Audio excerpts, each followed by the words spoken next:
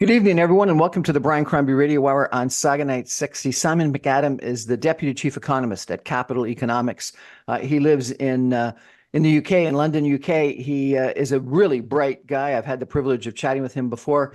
And given what's gone on in the United Kingdom with the election last week, I thought it would be really important to check in with him and ask him what's going on. This Chancellor of the Exchequer is making some pretty profound statements right off the bat in regards to local planning and some other issues and trying to get the economy going again.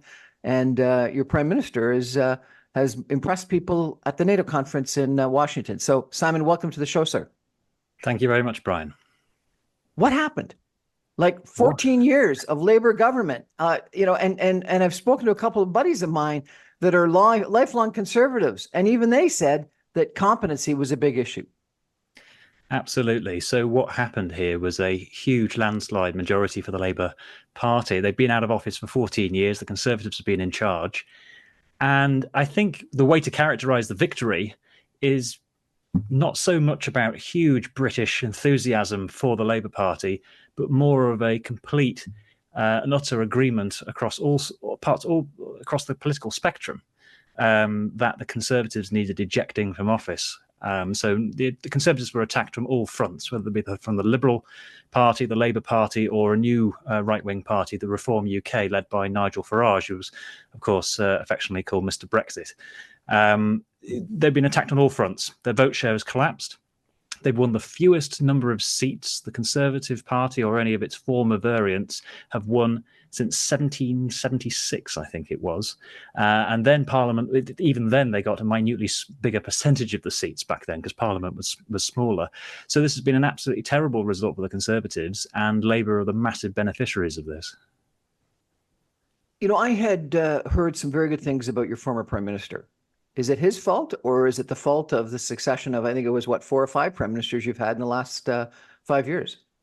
Well, you've just answered the question, really, isn't it? That we had 4 prime ministers in the space of 4 years. The die were cast. Rishi Sunak basically accepted a poisoned chalice by becoming Conservative Prime Minister, given what he was inheriting from his predecessors. Most immediately, of course, his most immediate predecessor was Liz Truss, who, of course, famously was outlasted in office by a lettuce, managing to survive longer than her stint at number 10.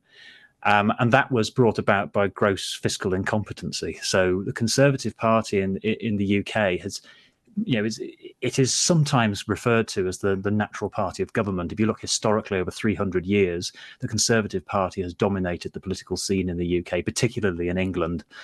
And a large part of that has been because they have, for better or for worse, they've been regarded as the party that can be trusted with the nation's finances. And Liz Truss shattered that myth. And so they've lost fiscal credibility. Meanwhile, you've got a Labour leadership team, both in Keir Starmer and in Rachel Reeves, the Shadow Chancellor, now the Chancellor of the Exchequer, the first woman Chancellor in UK history.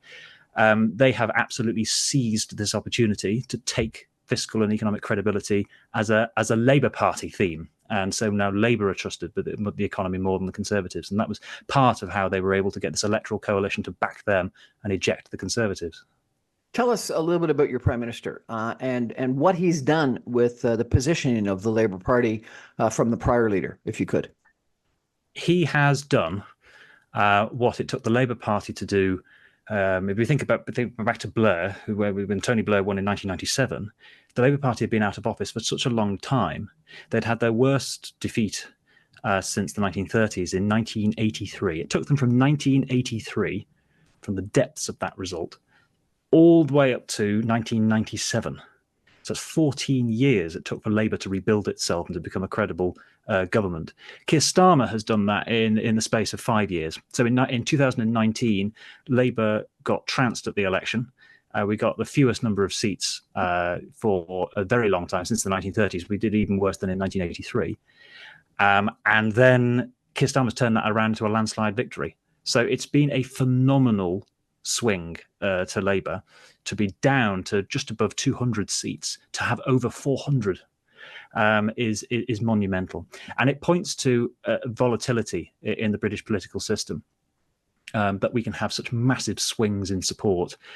So in one sense, it's a massive victory for Labour, but in another, I've heard a commentator, I think, describe it absolutely perfectly in saying that Labour's victory was miles wide but an inch deep, in the sense that they picked up lots of seats because they were absolutely very, very efficient in how they won their seats across the country. Because, of course, the UK, like Canada, has a first past the post voting system. So it's about having hundreds of little mini contests rather than a national election per se. And Labour were absolutely ruthless in winning seats across the country. But if they don't win over the trust of the British people, then they may find themselves in a very bad position in 5 years' time, despite the size of the majority. I mean, let's face it, Boris Johnson in 2019, he won a big Conservative majority. That was the result of the last UK general election. And yet here we are with the Conservatives sitting in their worst ever position. So it just shows you that things can change massively. The tables can really turn in British politics right now. But tell me, if you could, about what he did with the policies, because my understanding was that the prior Labour leader was extremely left-wing. And this current prime minister has done something miraculous in changing the actual policies of the party, the ideology of the party. Is that correct? It could. That's possibly one part of it. So part of it is about the policy platform, and if you want to sort of try to describe policy platforms in terms of where they sit on the left-right spectrum, clearly the Keir Starmer's Labour Party is more centrist than what Jeremy Corbyn led. I mean, Jeremy Corbyn was and his allies were from the Socialist Campaign Group, which is a faction, the most left-wing faction within the Labour Party, and has been for many, many years. So that was where he came from. That's where his cadre of supporters came from in the party. After the defeats in 2017 and 2019, that faction lost favour, and Keir Starmer's the more centrist group of the Labour Party managed to take power. So there has been a shift in terms of the policy platform from moderate left, moderate to hard left, more towards centre left. That's absolutely part of it. But really, the Labour image, the Labour brand, was damaged not so much actually by the policies. If you actually looked at the popularity of the policies under Jeremy Corbyn, they were actually massively popular.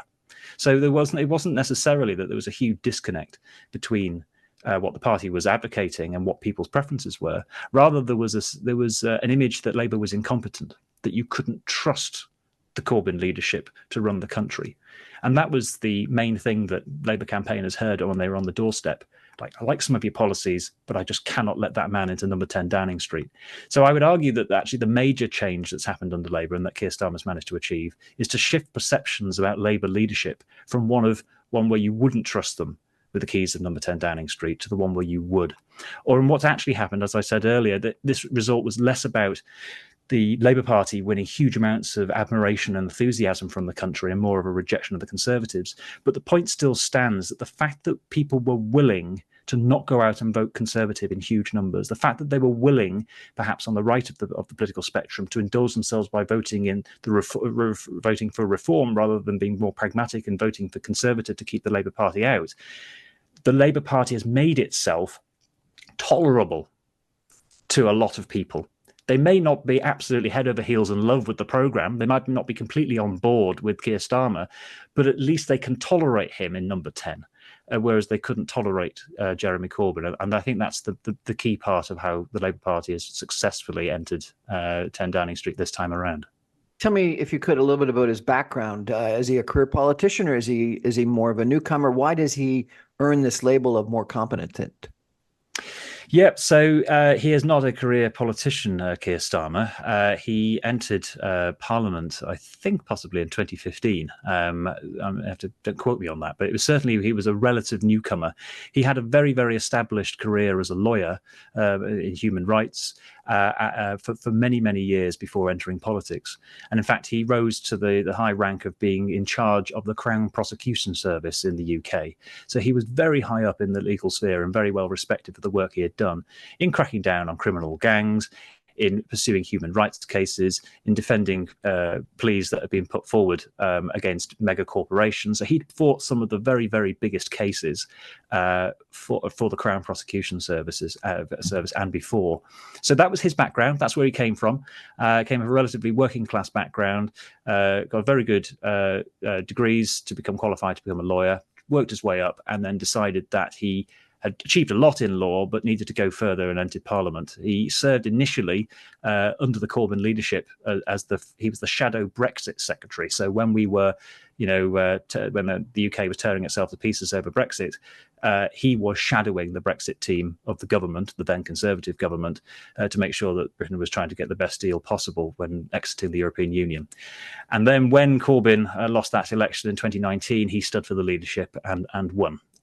So that's his background. In terms of where he gets the idea of this is a man who can be, he's a safe pair of hands, it's very much his political approach and how he has showed, he's done two things. One, on a personal level, he has showed the country that he's quite sensible with his policies and what he's willing to accept and not willing to accept. He has made it clear that Labour policies will only be policies that they can absolutely guarantee that they can achieve. There's been a theme in British politics of politicians over-promising and under-delivering, and that's been really, really crucial in undermining trust in politics. So the new Labour leadership has been absolutely clear that it's not going to make wild promises. I think that makes him look more credible. But the second thing is what he's done to the Labour Party to turn it around. The fact that he has turned around its fortunes, the fact that he has ostracised much of the more far left part of the party, the fact that he has driven anti-Semitism out of the party, because we did have there was a problem in the Labour Party of anti-Semitism raging under the previous leadership. And the fact that he's done all of that suggests that he is somebody who can actually get a job done. And obviously, many in the country agree. Do you think he'll be able to hold this, effectively what you describe as a coalition between very left-wing people as well as more center-left people? Clinton in the United States with the Democratic Leadership Forum took the Democratic Party to the center. But then in the first 2 years, as you may remember, instituted a bunch of very sort of progressive / left-wing policies and almost lost the midterm elections 2 years later. And then, even Biden, you think, took the Democratic Party again to the center. But lots of people have been saying that the progressive wing of the Democratic Party have been controlling the Biden agenda. So do you think he'll be able to keep what he's earned the mantle of? The thing is about any party, any political system with a first past the post voting system like ours, like in Canada, and to some extent you could argue in the United States it works like that as well, albeit slightly differently, is that the big tent parties are broad churches. At least that's what we call it in the UK. We call it a broad church. So it's almost like a ready-made coalition. Whereas in lots of European countries, they will have many, many more parties, a much more fragmented political landscape. They have to have an election where there's inevitably a hung parliament, and so they have to work out and form a coalition post-election between political parties. In the UK, to Canada to some extent, and in the US in particular, these parties are massive broad churches. And those broad churches, the centre point of where they land really does depend on how the electoral landscape is changing. So because Labour kept on losing with a left-wing platform, they have brought themselves more to the middle. Arguably because the Conservative Party was not fulfilling the aspirations of many of the people who voted for Brexit, both in how they delivered Brexit, but also in how they allowed immigration to go through the roof, meant that a lot of disenfranchised Conservatives have moved to the Reform Party. There's a constant jostling of whether you should be appealing to people on the extremes or the centre, and it really takes a very, very adept political manager to be able to maintain that coalition support for prolonged periods of time. Now, whether he can do that or not, time will tell.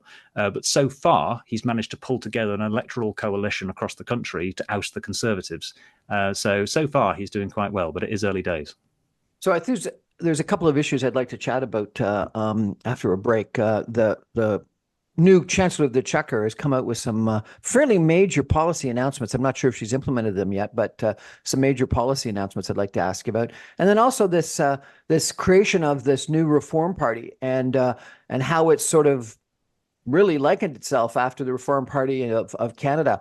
I think is a really interesting trend that is worthy of a little bit of a discussion. Is it going to fragment the Conservative Party and the party of the right? And, in Canada, what ended up happening is the Reform Party was so successful that over time, it actually ended up almost doing a reverse takeover of the Conservative Party, what was called at the time the Progressive Conservative Party, and remade the Conservative Party in the Reform image, which I think Nigel Farage probably dreams about at night. Anyway, we're going to take a break for some messages and come back with Simon MacAdam of Capital Economics about the UK election in just 2 minutes. Stay with us, everybody. Interesting conversation tonight. Yep.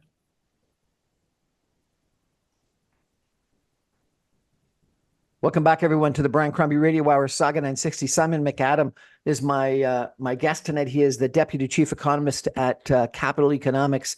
I've had the pleasure of meeting him and chatting with him and hearing him speak at different Capital Economics seminars, interviewing him before, and been very impressed with his astute knowledge of what's going on, not only in the UK, but around the world. He is coming to us tonight from the United Kingdom, London, England, and we're talking about the British election, both because I want to understand what's happening there, but also because it has, I think, incredible implications for what's going on here in Canada as well. Simon, let's talk about an announcement. This was made this week by the new Chancellor of the Exchequer. Maybe you could tell me a little bit about her. I understand that she's got really quite an interesting economics background. But she came out and said that the national government is going to override a lot of local planning, zoning regulations and rules to try to get housing built again. She said that the two biggest problems, I'm paraphrasing here, in the UK were, number one, sort of lack of economic prosperity and progress, and that she was going to try to sort of spur that via spurring housing development, and that second, that the housing was unaffordable. And so she needed to dramatically increase supply, and she was blaming effectively local planning regulations. We have some similar issues in Canada. Tell me what you think of her and what you think of some of her policies. Yeah, so Rachel Reeves, first female Chancellor of the Exchequer in the UK, has absolutely been hammering home a message that she can be trusted with the nation's finances to an extreme degree, to such an extent that Labour has just won a massive majority in Parliament, and the financial markets were somewhat welcoming of that. Not least because the UK, by contrast to many other parts of developed economies, is starting to look like a bit of a beacon of political stability, which is rather odd given the turmoil that we've been through between the number of prime ministers we've gone through and Brexit before that. So how fortunes are changing. But yeah, Rachel Reeves, she's an economist by training. She's made an awful lot of the fact that she worked at the Bank of England. People refer to her as the Bank of England economist. I believe that she was only there for about 3 years or something, but she makes an awful lot of that. And she tries to make out that she is somebody who actually knows what she's talking about. She is a professional when it comes to economics and finance. And so she can be trusted. Now, her big plans are in accordance with the campaign messaging, and that campaign messaging was about the number one mission of the new Labour government is to achieve economic growth, because so many of the problems, be it in public services or in housing or what have you, is we have not got sufficient economic growth. The British economy, apart from before 2024, we look back over the past couple of years, has flatlined. Completely flatlined. But this goes back much further. So we go back to the financial crisis. Ever since the financial crisis, Britain's productivity has been abysmal. And along with poor productivity performance is poor improvements in people's living standards, because how can people's living standards improve if people aren't being more efficient with the resources they have to produce more stuff in better quantities at lower prices? So if you're not getting that right, you're not getting the productivity story right, you're not going to be able to get that income growth that's going to support living standards to make people feel better off. So that's like the fundamental problem that Labour's got to deal with. And the consequences of that is that it's putting strain on the public finances, because the economy is not growing, but many spending needs are growing. The population is aging. We're trying to embark on a green transition, invest lots of money in boosting green capacity and overhauling infrastructure. Where's the money going to come from if you're not growing the economy? So that's a sort of a central mission. And as you quite rightly said, Brian, this is sort of this is intrinsically linked with the housing question, because housing in the UK, and housing in lots of places, is unaffordable, but housing in the UK is particularly unaffordable. And there are pockets across the UK where we're looking at house prices being 7, 8, 9, 10 times average annual incomes, which is just completely out of reach for many people. And so what we've seen over the past decade is falling home ownership rates, and that's just making people very, very upset. So what are we going to do to solve the housing problem? Well, Rachel Reeves has been absolutely clear. The Labour Party's being clear. The slogan they've used in the campaign is "We are the builders, not the blockers." You see, you have a problem here that house building has been really, really low for many, many years. We've been building about 150,000 new units a year when the government targets have been 300,000 a year for a decade or so. So we're massively undershooting. And that's part because planning laws are restricting what we can build. It's becoming incredibly expensive to build houses. So it's just not particularly profitable for the private sector to go out there and build the homes that Britain needs. So what's she coming up with? Well, she's coming up with some quite radical policies. So she is looking at and reviewing compulsory purchase order laws. Now, what this means here is that in order to allow big development projects like housing or infrastructure, governments often need to make a compulsory purchase of land. But the way it does this, so that is to say that it buys the land off somebody who doesn't necessarily want to sell it, but it does so with generous compensation. Very generous compensation. And this generous compensation is going to landowners, and a lot of that value could be unlocked to be able to fund more house building. So what they're going to do is review how much landowners get compensated in order to try and raise funds to be able to, one, make it more profitable for the private sector to build houses and entice them to do so, and two, to raise money to fund social housing construction, which has been at anemic levels for a couple of decades. She's also, I understand, talking about letting out of something you call the Greenbelt, lands in the Greenbelt to allow housing development on it. And please correct me if I'm wrong, but the Greenbelt, I understand, is an area of land set aside around the city of London, around Greater London, that you're not allowed to develop in, that has been sort of established as a green area for quite a long time. In fact, in Toronto, we sort of copied the idea of the green belt around London and instituted it here. And a year ago, our premier tried to allow a change to the green belt around Toronto, and was brought. It brought up a huge amount of opposition from environmentalists and other people that thought that green belt was sacrosanct. And the opposite reaction, I think, has happened in the UK, where people are supporting this policy. Tell me about that issue, if you could. Yeah, so I mean, I think where we've arrived at in the UK is an acknowledgement that the distinction between what is green belt and what is so-called brown belt, i.e., brown belt being something that's already in the middle of the towns, that's just there's been an old property that's been demolished, right? That's a brownfield site to be able to build on. Excellent, nobody has any qualms with that. There is a grey area between something like that and building in the countryside. And that's what Labour wants to try and get across. They've introduced the concept of the grey belt. Grey belt is areas of what is currently classified under very strict rules of what is currently called green belt. But they want to make a distinction between proper green belt and green belt that isn't really very green. It isn't about building over pastures new and forests and so on in the countryside. It's about some of those grey areas on the side of suburbs where there are actually development opportunities. At the end of the day, I think nobody's starting point is let's go and build on green spaces.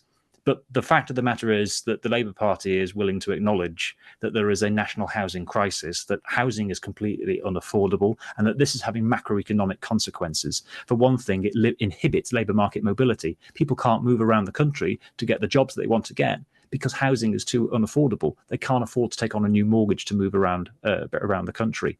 And secondly, because we have such unaffordable housing, and because it's so expensive to build houses, and because the planning restrictions are so tight, it means that our residential investment in the UK housing stock is woefully low. So if we compare ourselves to other G7 countries, our investment rates are terribly low by international standards. So we're doing ourselves a disservice. We are not having the sort of investment and the knock-on effects for local economies that has. And we're doing ourselves out of labour market mobility that's also going to help the supply side of the economy in the years to come. So, and not least, people are very fed up with not being able to afford houses, and that lots of people in their 20s and 30s are having to stay at home with their parents because they can't afford somewhere for themselves. So they acknowledge that this is a priority, and therefore it is willing to look at areas that are currently classified as green belt that actually should be in a bit more of a grey area, and they want to call that grey belt, and they're willing to build on that in large numbers in order to actually reach the targets that governments have had for many, many years but just keep on missing. Well, it's interesting because, you say that you've been in the UK reaching 50% of your targets. I think we've been reaching like 20% of our targets here in Ontario and Canada.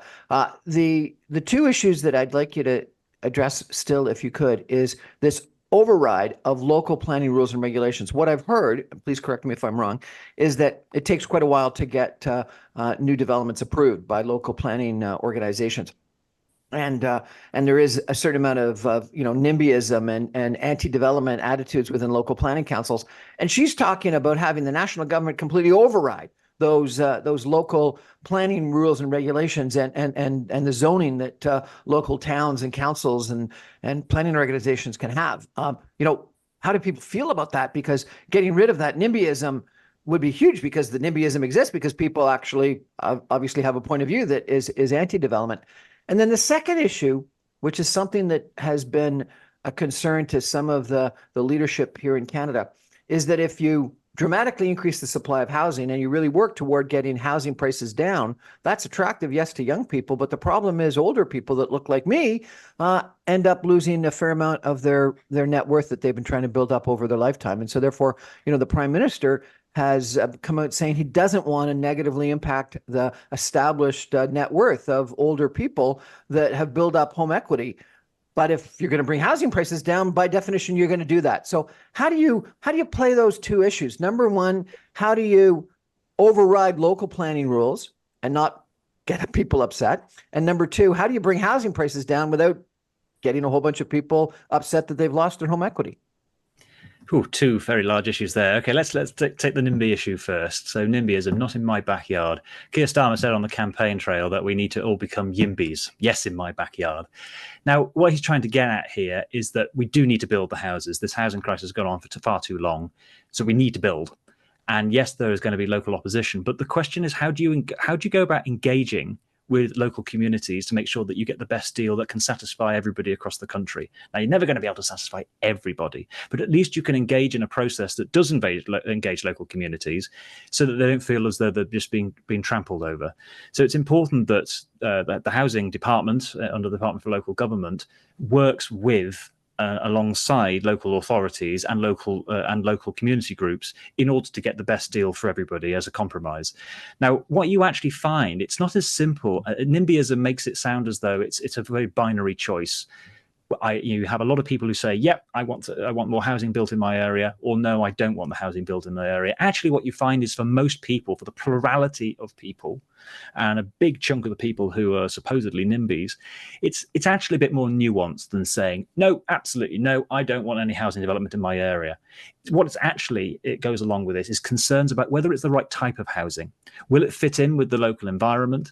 Is it going to be affordable housing? And is there the local infrastructure? Are there the school places? Are there going to be the hospital places and the local GP practices and the high streets? So there's a bunch of concerns about community generation projects. It's not just as simple as yes or no to whether I want housing in my area. So I think it's that more nuanced approach that Labour has been talking about, and working alongside local authorities. Because remember, you've got this housing issue sits alongside a whole platform in which Labour has talked about economic devolution. So it is determined at a national level to get housing and the housing crisis, but at the same time, it is also committed to devolving economic power to local authority, because it says that Whitehall, in Westminster, the civil service in Westminster and the politicians in Westminster don't know everything.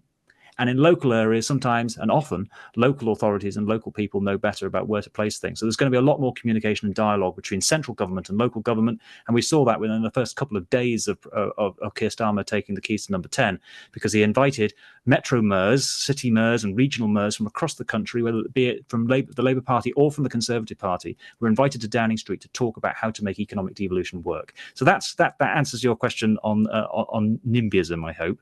As for the second question about how do you assuage the concerns of generally the older people in the population, who are the ones who disproportionately own the housing wealth and therefore are set to lose out from something that prevents house prices from continuing to appreciate? Again, I think it's more nuanced than it used to be. Now it's the case that a lot of the older generation who are supposedly on paper set to lose out from house prices not rising, surging still further, are the same people who are having their children have to live with them because they can't afford to move out into their own home. So in many ways, actually, people, I think an increasing number of older people who are homeowners are starting to realize the costs of the housing crisis nationally. So there is some sort of appreciation that this is an unsustainable situation. And the second point I'd make about housing wealth is that it's always a funny one, housing wealth, because if you're wanting to sell your home to buy another home, then it may be true that your house price may have appreciated a lot in value, but your house won't be the only one that's appreciating in value. All of the other houses are also appreciating value. So it may be that your own house has doubled in price since a few years ago, but so has everybody else's. So it may look on paper as though your net worth has risen, but in terms of its purchasing power of other houses, it's not actually as good as it looks on the surface. So I don't think it's a very good argument against what is causing macroeconomic harm, undermining, therefore, the public finances, which itself is used to finance the pensions, the healthcare, and the social care that those very same older people will either need now, currently, or in not so long in the future. So I'm both on the NIMBY side of the question, but also on how do you assuage the concerns of older voters. I think Labour at the moment is striking the right balance in bringing this careful coalition together to try and actually solve this problem over the next 10 years. I think this issue of purchasing power that you've got with your home equity is really a good argument you've made, and I think you've made it better than any politician I've heard discuss it, because it is something that people feel like they're a lot richer than they are until they try to sell their overpriced home, and they find out that really they don't have any extra purchasing power at all because they're, as you say, buying a similarly overpriced home, and really the only opportunity for you to unlock and realize the value in that home is if you mortgage it up with a home equity line, and or you die and you're passing on that wealth to the next generation. Because as long as you still need housing, you're still paying overpriced housing prices.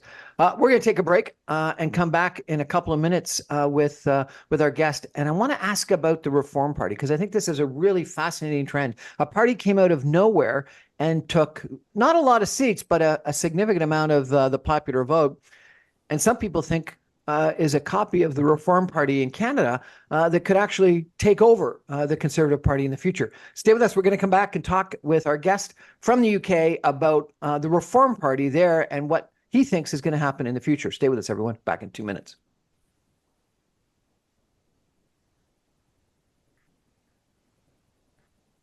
Welcome back, everyone, to the Brian Crombie Radio Hour, Saga 960. My guest is Simon MacAdam. He's the Deputy Chief Economist of Capital Economics, a economics group around the globe. Simon is a specialist in the UK, and we're talking to him from London, England tonight about what's going on with this election.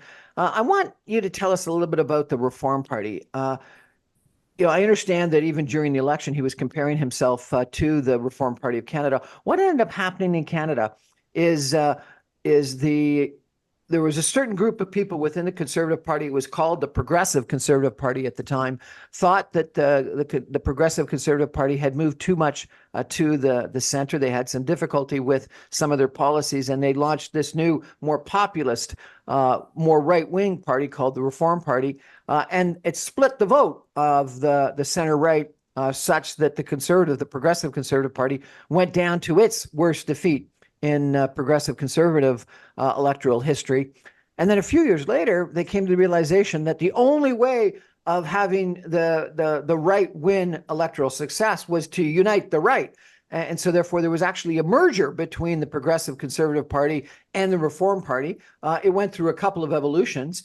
I think the first evolution was something called the Alliance. And then the second evolution was they actually renamed this now newly combined party the Conservative Party and took off the progressive addition to the Conservative. And the people that took over, the Prime Minister that took over was Stephen Harper, who came from the reform side of things.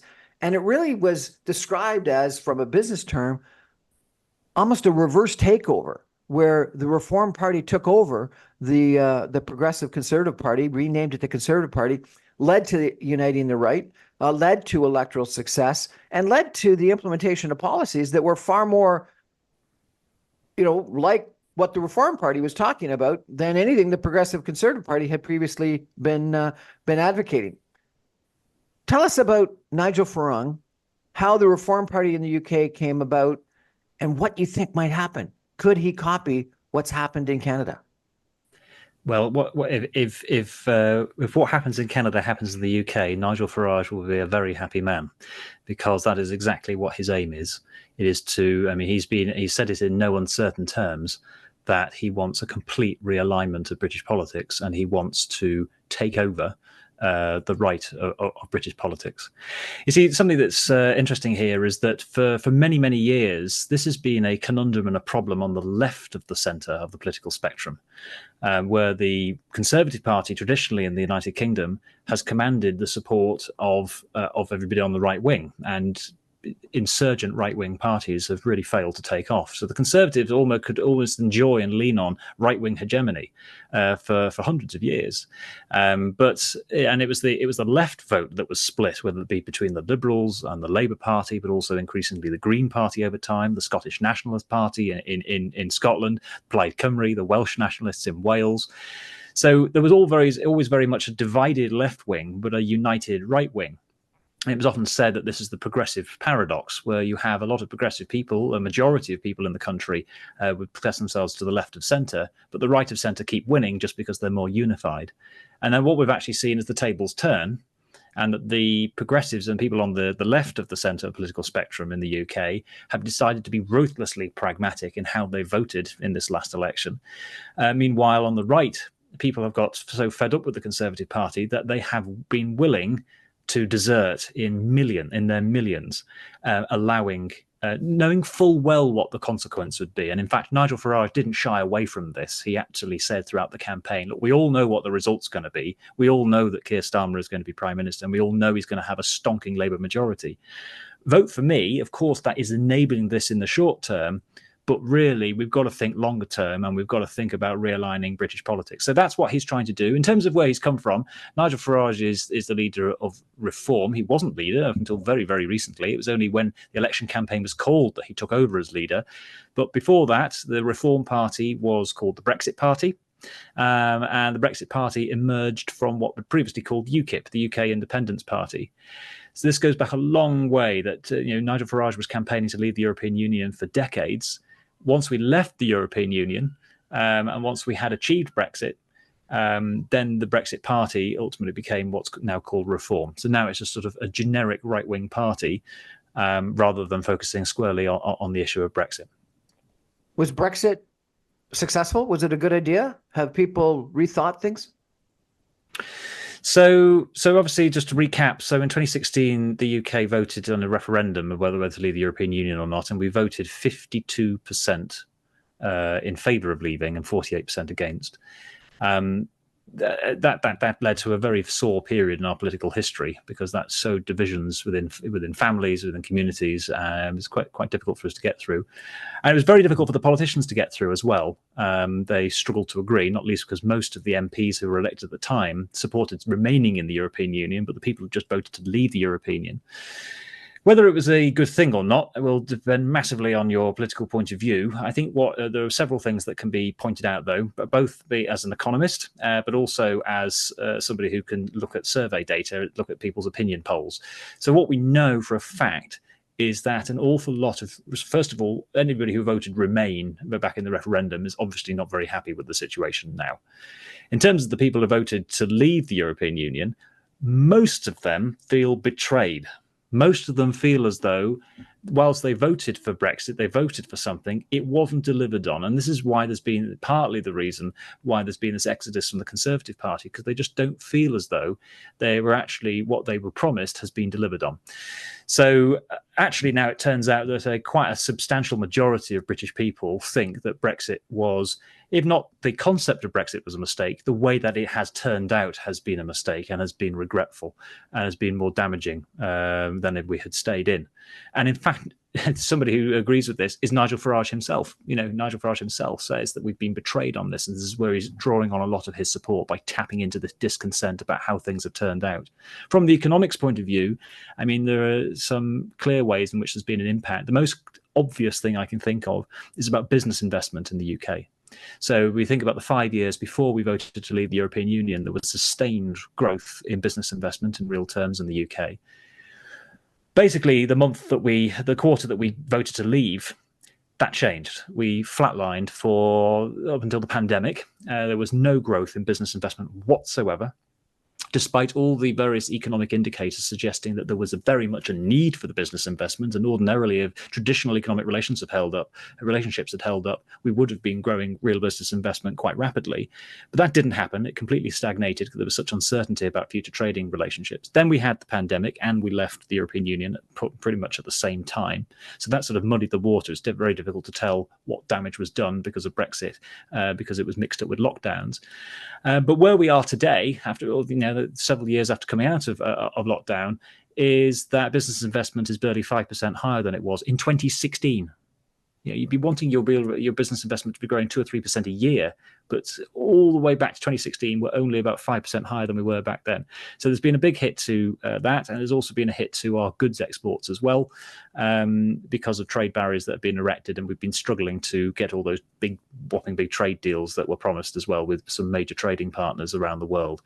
So it has been a bit of a problem. It's also caused big shifts in migration. So the UK labour market, having been in the EU for such a long time, had adapted to, and also the European labour market had adapted to what British companies were demanding in terms of skills. And so the European Union kept almost feeding the UK economy with a steady supply of people that fitted a profile of what businesses were looking for and employers were looking for in the UK. Then Brexit happened. Then there was a lot of EU migrants no longer wanted to come to the UK, and that's caused all sorts of mismatches, because suddenly our businesses are looking for workers that don't exist. They're looking for the skills that would have been provided by EU migrants that are not being provided immediately by British workers, and so that's caused some extra labour shortages and problems in the labour market that we wouldn't have had Brexit not happened. So that's my analysis of the situation. That economically there's definitely been a cost. Has Brexit had an impact on London as a financial center? No, so it's not all doom and gloom. A lot of the Remain campaign during the election had talked about London being supplanted by Paris or Amsterdam or some other financial centre in the world, but London continues to be a dominant in this regard. So a lot of those sort of big shifts in people moving away from London, the city of London, to the continent just haven't happened. So in that regard, that we haven't been hit too badly on that front. Is there a chance Brexit gets undone? No, I really don't think that's the case. So appetite for another referendum is restricted, or for rejoining the EU. I mean, there's still, I've got to admit, there is a significant number of people who would love to rejoin the EU, and the sooner the better from their point of view. But in the grand scheme of things, it is a minority of people. I think the overwhelming majority of people recognise that it was a mistake, recognise that there'd been a cost associated with it, even if they voted for it and still believe in, conceptually and in theory, it was a good thing and ought to have been a good thing. They acknowledge that it hasn't gone to plan. But I think the appetite for re-entering or reopening that debate is quite low for the country as a whole. And indeed, that's reflected in what the political parties have offered the British people in this election that we've just had. So the Labour Party and even the Liberal Democrats, and the Liberal Democrats, for context, are the most sort of historically been the most pro-European party, have not been committing to re-entering the EU anytime soon. And the Labour leadership has been quite clear that I think Keir Starmer said that he doesn't want, the UK will not be rejoining the EU in his lifetime. So I think there's been pretty much a political consensus that while it didn't go to plan, it would be so internally damaging and humiliating for us to go through all of that again, and we wouldn't even re-enter the EU on favourable terms, or as favourable as it used to be. So I don't think that's going to happen. I want to take a step back and think about the implications of the election that you've just had, and the referendum on Brexit, from a political structure standpoint, if I could, and compare it with what happened in France, where a different result with a what do they call it, an election after the first election, where you get a chance to sort of rethink things and what the implications of all that are on political structures, versus the first past the post system that you have in the UK and we have in Canada. But let's take a break first and come back with some concluding comments. Stay with us, everyone. Back in 2 minutes.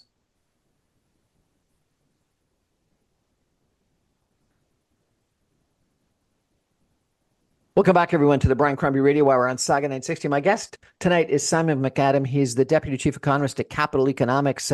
He's in London, UK, and we're talking about the United Kingdom election where, unbelievably, after 14 years out of power, the Labour Party retook government. And I think what you said was 4 prime ministers in 4 years, or 5 prime ministers, or something like that in 5 years.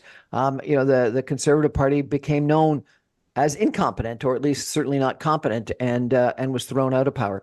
I want to ask you what you think about the first past the post system, given what's happened.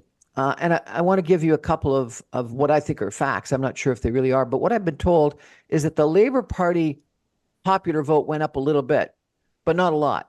What happened was a split on the right. That the right was split between the Conservative Party and the Reform Party, such that on numerous different ridings, constituencies, the Labour Party could win with only a very small increase in popular vote.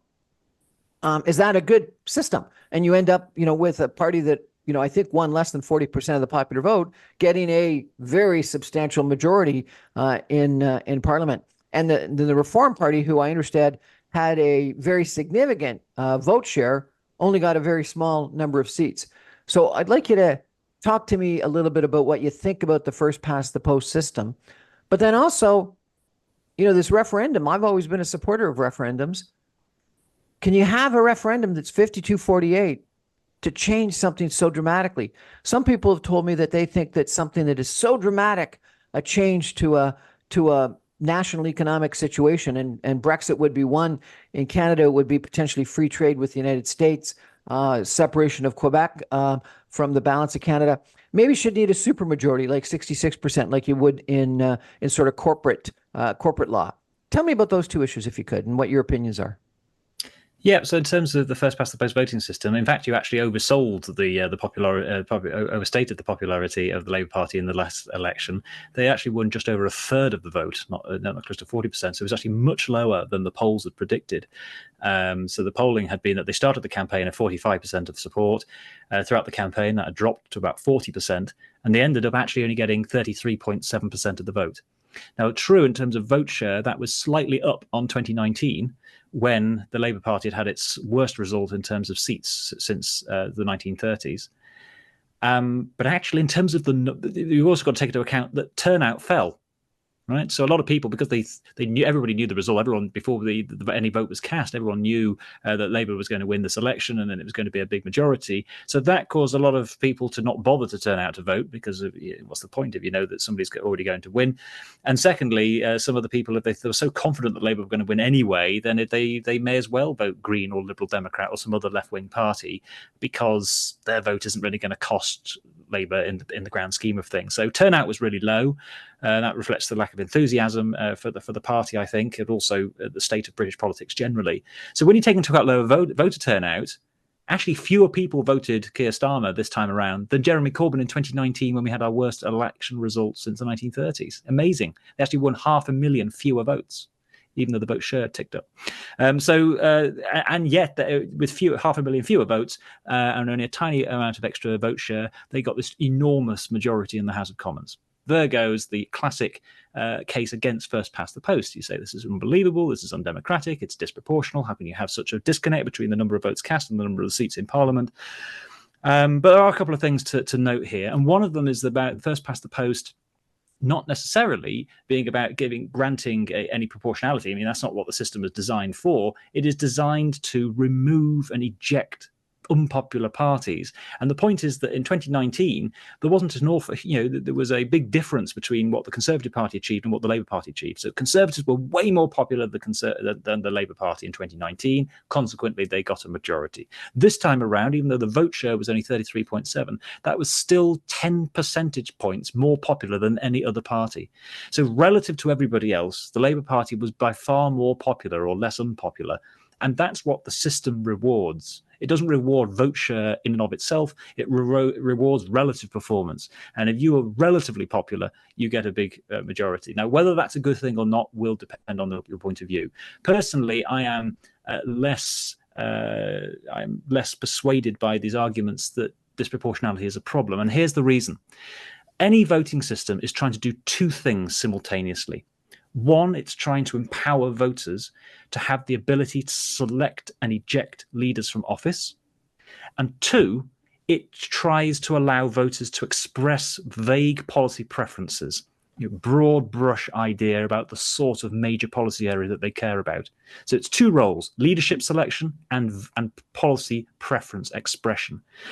That is a complete trade-off. It is a zero-sum game. If you're going to do one of those things really well, it's going to be at the detriment of the other. If you want your ability to kick out a government and replace it with another one decisively, you're going to have a less proportional system. If you want a more proportional system, you're going to make it very difficult for yourself to kick out leaders. Look at Germany. Look at the SPD in Germany. The centre-left party there, it's been in power since 2013. It's woefully unpopular. It's only polling at about 15% of the vote. It's still leading the government now, and all likelihood points to them still being in government after the next federal election next year.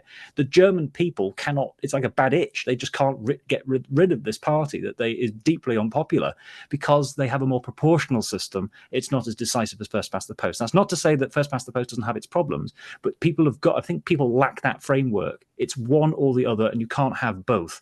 And the way to try and get both perhaps is to have two. You have a bicameral system that one house votes with a proportional system and one house votes with a majoritarian system. You can try and harness the benefits of both, but you can't have both in one system for one house.